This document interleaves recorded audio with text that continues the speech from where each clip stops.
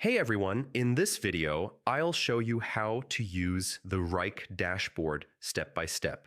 If you open Wrike and feel a bit overwhelmed by all the sections, yeah, this guide will make it simple. All right, first, let's understand the dashboard. This is your main control center in Wrike. It shows your tasks, projects, and updates all in one place. So this is where you start every day. On the left side, you'll see the sidebar. This is where your spaces, folders, and projects live. You can click any of these to see related tasks instantly. In the center, you'll see your task list. This shows tasks based on what you selected from the sidebar.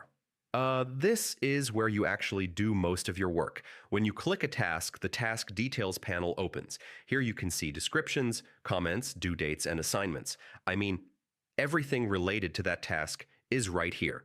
You can change how tasks appear by switching views. List view, board view, and timeline view all show the same work in different ways. So, use whatever feels easiest for you. To stay focused, use filters and sorting. You can filter tasks by status, assignee, or due date. This helps you quickly find what matters right now. The dashboard also shows activity updates like comments or status changes. This keeps you informed without opening every task.